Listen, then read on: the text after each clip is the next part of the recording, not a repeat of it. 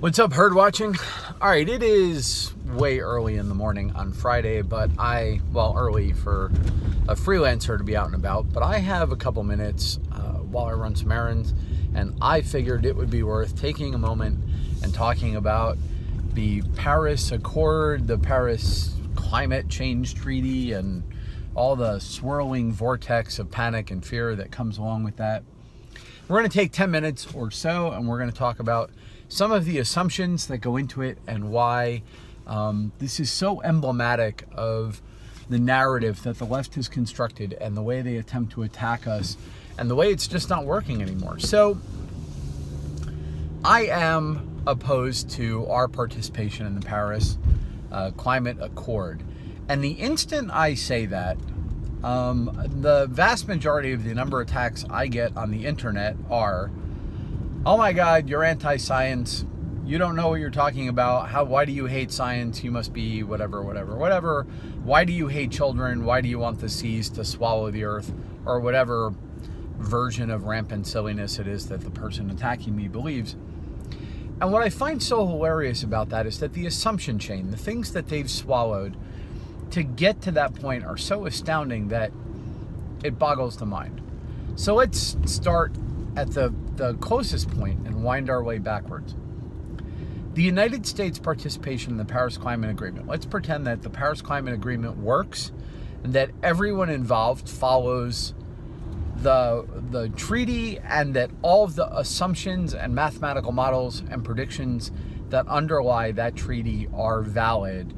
The United States participation in that treaty by the year 2100 is worth a fraction of a degree. In other words, the United States participation, the whole treaty is aimed at reducing global temperatures by that point by about 2 degrees Celsius, and we are representing about 0.015 something or 0.15 of a degree, but less than a quarter of a degree by quite a bit. But I think it's 0.01 something. In any case, you get the point. So our pulling out of this treaty is not, in fact, dooming the planet. It has nothing to do with that. And in fact, the Paris Climate Treaty, now let's back up. So let's assume that the treaty is valid. Let's assume that all the math is valid. Then what happens if the U.S. pulls out? Is it doom and gloom? No, it's not doom and gloom, because we are far from the largest source of the problem. The largest source of the problem is from the up-and-coming economies that can't afford to pay these sort of energy penalties you have to pay to hit the Paris Climate Treaties. Now, let's look at whether we assume that the other countries involved were all going to hit their targets. And the answer is no. China wasn't going to come near it. None of the EU is close to hitting their targets in any significant way as a group. And in fact, basically nobody is anywhere near getting ready to hit these things in the aggregate. So the treaty itself, even if we take its stated goal as a reality, has fallen apart and failed.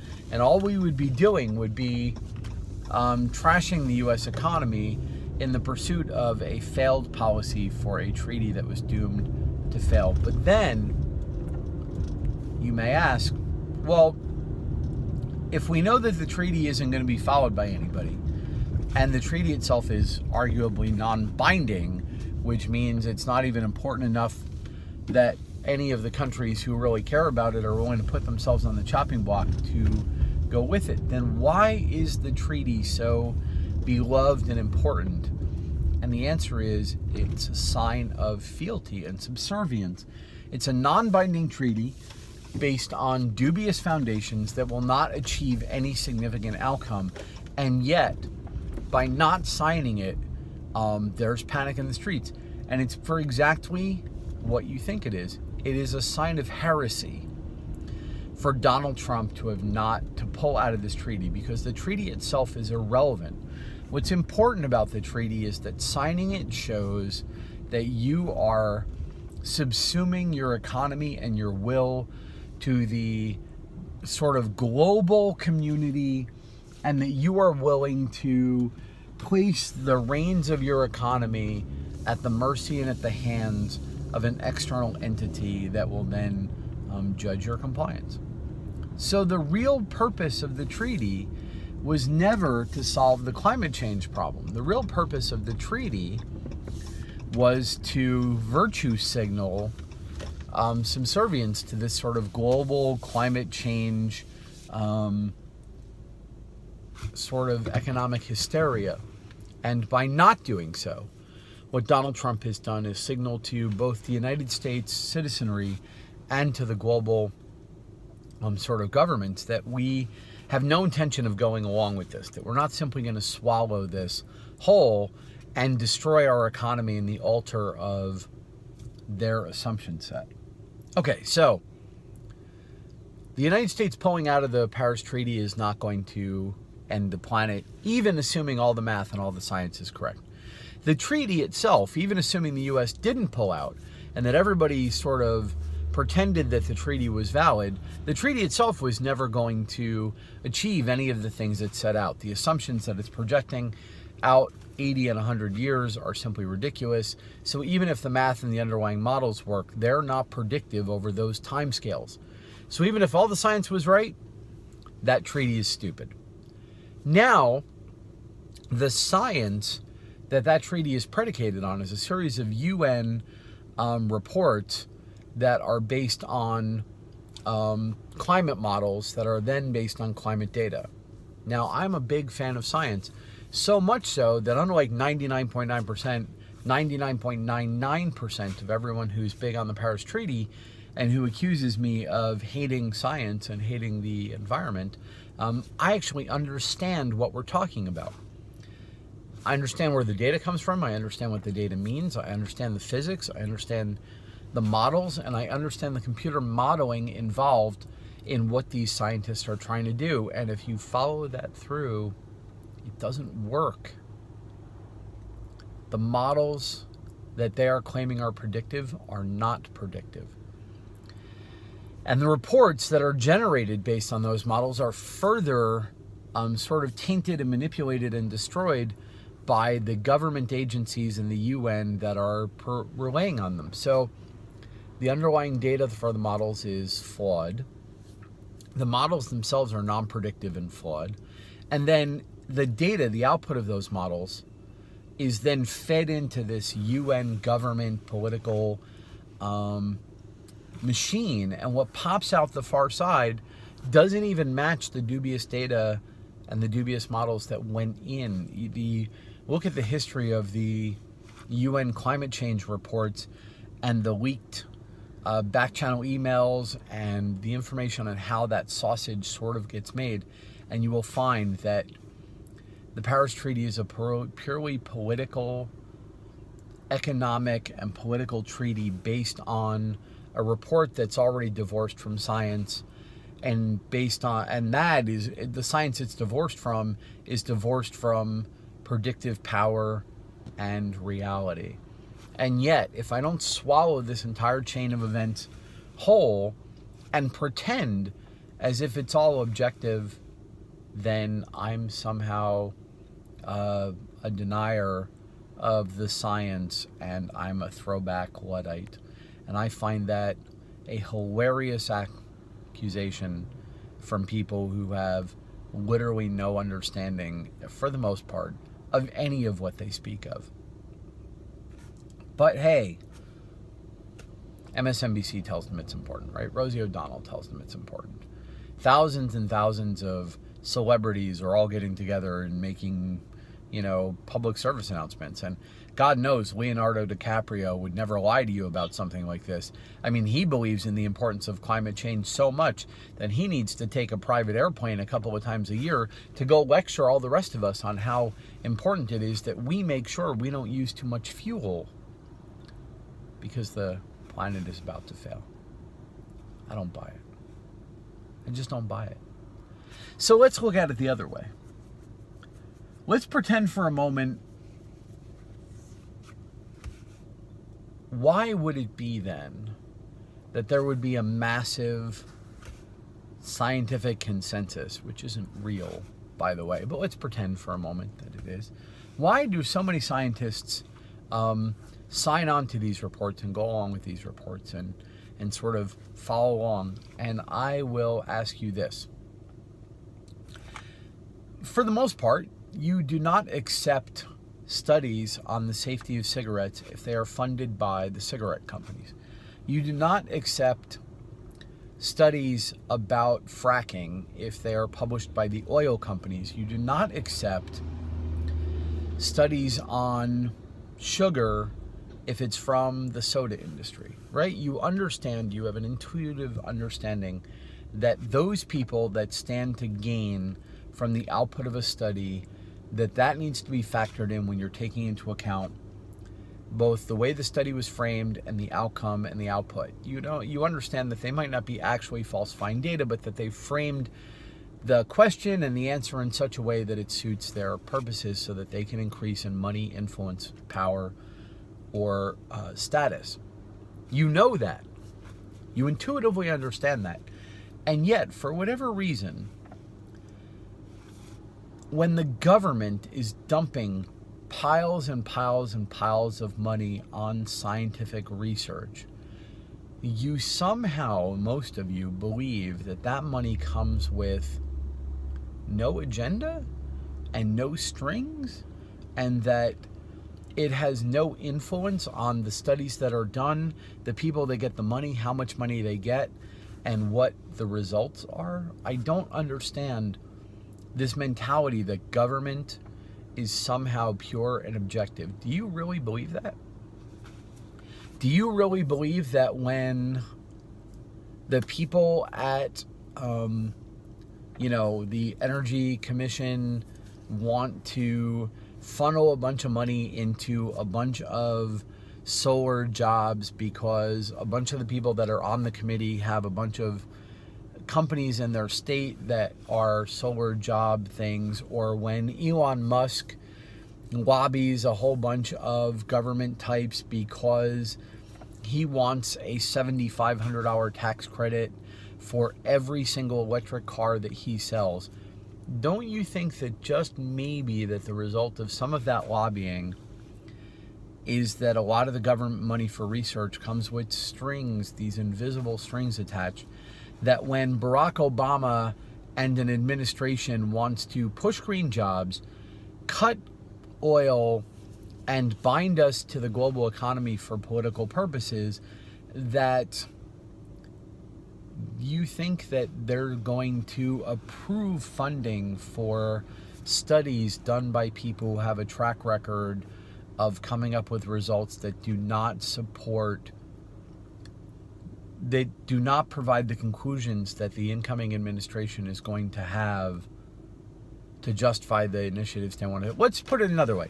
Let's say that a government study comes out tomorrow that says that global warming isn't real, CO2 gases don't have anything to do with it, and we should all burn the dirtiest coal we can find. And it comes out from the Energy Commission, and it's signed off on by NASA, but that happens under a Trump government. I guarantee you that almost everybody who supports these government studies would say, we can't trust that one. Obviously, Donald Trump exerted his influence, threatened people's jobs, threatened to destroy the department, threatened to withhold money, and as a result, he put his thumb on the scale and he can get a report to say anything he wants it to say. You would say that and you would be right, and yet, when the study says what you believe to be true, suddenly that government study is independent and real. Now, none of this is to say that science isn't a real thing, and none of this isn't to say that the physics isn't real. Nothing of this isn't to say that the math isn't real. The point is that the physics and the math and the data do not actually support the conclusions that many of you think it supports. Even the hard scientific reports don't support what you think they say. When you actually get to the reports and the studies and the data and the models that are actually factually based, you come to a couple of inevitable conclusions. 1, the climate is changing. 2, on average, global temperatures are rising. 3, there are some follow-on effects, maybe that come with that. We're not sure yet, but we kind of have some of it.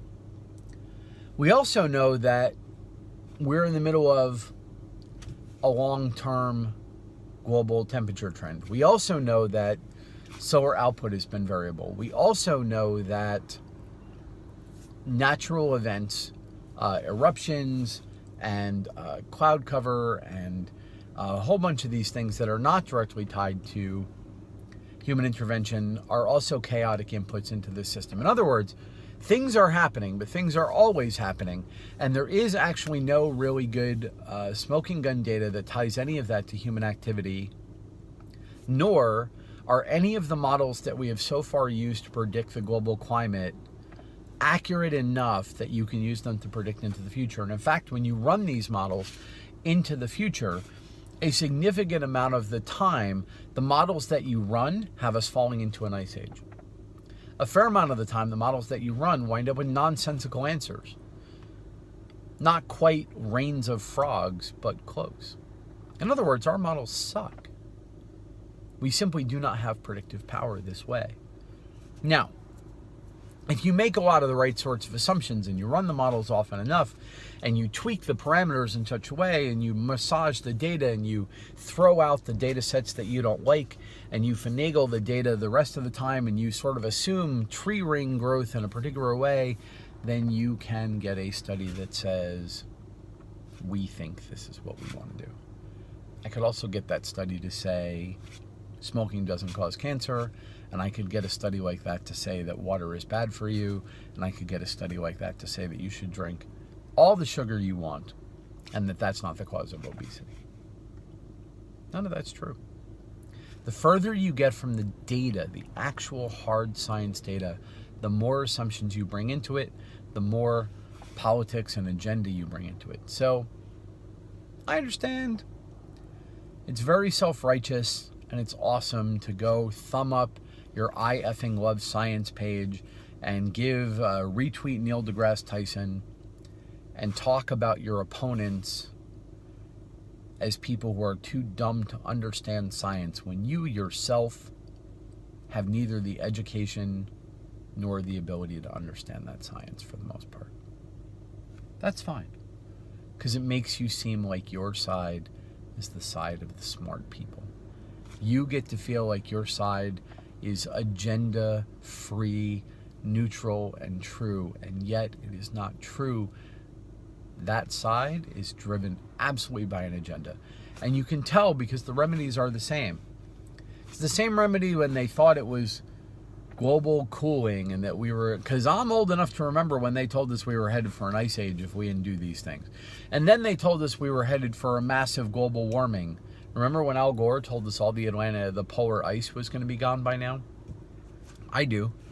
I also remember when they told us all the animals were going to die. I remember that one. I remember when they told us all the fish would be dead. That we were all going to be starving and that the plants would be dead. I remember when they told us the ozone hole was going to get bigger and bigger and bigger and we were all going to be living under domes by now because the sun was going to murder us. And yet it's funny, the answers are the same all the time because it's all coming from the same people. Dismantle capitalism, move to a collective economy, turn away from technology, move to solar power, grow organic produce, and grow it locally. This is the same answer. It's always collectivism, anti-capitalism, killing the large farms, letting an enormous number of people starve to death, and cutting back on science and getting back to nature. Yet, I can solve your coal and oil problem if you just let me build a whole bunch of nuclear power plants. I can build them ridiculously safely. And I can generate all the power we're using now, and we can save the hydrocarbons and the complex carbon molecules for the things we can't get from anywhere else. We can make plastics out of them. We can do oil. We can do all the stuff that we need that you can't do with solar power. And you will watch the left freak out about it because they don't care. Climate change is not the problem they're trying to solve. Climate change is the stick they're using to beat you with to attempt to get you to do what they wanted you to do economically and socially all along. It was never about the climate. which is why the treaties, like the Paris Treaty, which are also not about the climate, are so important to them. It's a social agenda. It's an economic agenda. And the next time one of these people looks you in the eye and says, you're a science denier, ask them to explain the science to you. See if they get any further than some vague hand-waving about 98% scientific consensus agrees and CO2 gas this and solar power that and we got to save the planet. See if they can give you any more detail than that. Ask them about the data. Ask them about the science. Ask them about the predictive models. And if they can give you a real answer and they've actually looked into it, then pay some attention to them. But if all they have is the same Occupy Democrats talking point about how many climate change experts agree, and they haven't even looked into that to see where that number came from, ignore them. Just ignore them. And ignore their criticism. And in the meantime, pulling out of the Paris Climate Change Agreement was a fantastic idea. Economically, it's great. Socially, it's great. It's better for the environment. And of course, Elon Musk is upset. Of course, Bill Gates is upset. Of course, these people are upset. They have huge business investments that are absolutely dependent on the free flow of government money based on the fear of climate change. You ask them which 40% of the world population they want to let starve to death. You ask which one of those guys has given up the private jets and the mansions and lived the way they're asking us to live. I'll care when Bill Gates uses all of his money and builds free solar windmills or windmills and solar power for everybody. I'll start caring about this when Elon Musk stops taking a private airplane everywhere. I'll believe Elon Musk cares about the environment when he shuts Tesla down, because every single Tesla automobile he manufactures has a carbon footprint bigger than any 1950s leaded gasoline guzzling car that's ever been built. Every Tesla he builds is trashing the planet on a scale you cannot even imagine and you do not understand. He cares about the planet. Shut Tesla down. Shut Tesla Motors down tomorrow. But he won't do any of that. He'll tell you, you need to make the sacrifice. And Al Gore will do it. And Hillary Clinton will do it while her and Michelle Obama take separate private planes to go places because they don't like each other. So they won't share an airplane. So they're going to burn tens of thousands of gallons of jet fuel to go somewhere and then come back and lecture us about how much carbon we use. To hell with that. You're going to let people like that tell you should feel guilty? You're going to let those people tell you that you are anti-government and anti-science and want the planet to die if you don't slit your own throat and kill your job so that they... To hell with that. To hell with it. So I defy you, those of you who are going to attack me on this, let's go science for science on it. But not just you going ahead and quoting an article from somewhere that you think makes your point, so that I then have to go through it and debunk it. No. Make your own argument from your own understanding and your own information in your own words. And then we'll talk about it. And until then, you're going to tell me I'm anti-science. I'm going to tell you to stuff it. I know more science than almost all of the people who attack me. Not all of them. I have some very smart friends who disagree with me on this, and I am more than happy to discuss it with them. And they teach me things every time we talk, and hopefully I manage to convey something to them. So I'm not talking about those of you. And I don't mean to sound arrogant, but I am a little bit arrogant. I know what I know. And I know that the vast majority of the people who come at me on this, you have no idea what you're talking about. But you're more than happy to quote George Takei at me and tell me that I hate science. You don't understand the science. and quite frankly, that you consider one of your primary sources to be the little Asian gay dude who used to be on Star Trek, tells me all I need to know about your information sources. Anyway, go Donald Trump. You promised us you'd get out. You did get out. You were under enormous pressure to stay, and I'm glad that you seem to have found your way back. Because for a little while you were wavering and you tried to play ball with these people and they stabbed you in the back, and hopefully now you understand. Do what you said you were going to do. Be the man we elected you to be. Be the man you've been your whole life. Do this thing, and we are behind you and we back you because we understand what you're doing. We elected you for this. And you will get reelected because in 3 years, the left is going to be weaker than you can imagine. They're already losing their minds. They're falling apart, and more and more people are rejecting their narrative, and more people are rejecting the tools of influence that the left has been building and using. And we're only going to be stronger in 3 years. And we'll elect you again, and then when that's done, if you put Ivanka in the right seat, we'll elect her. You waver, and you're toast. All right, folks. We've been way over the 10 minutes. I'm going to go pick up my breakfast. I got a lot to do today. I hope you guys have a great day. I hope you have a good weekend. I hope you had a great Memorial Day. Take it easy, everybody.